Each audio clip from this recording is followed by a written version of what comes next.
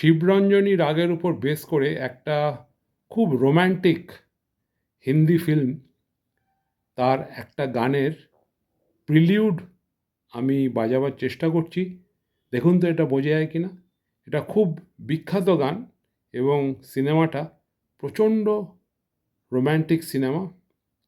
সে গানটা দেখুন তো আইডেন্টিফাই করা যায় না। আমি খালি প্রিলিউডটা বাজাচ্ছি, ওটা বাজাবার পর পুরো গানটা আমি পরে আবার বাজাবো।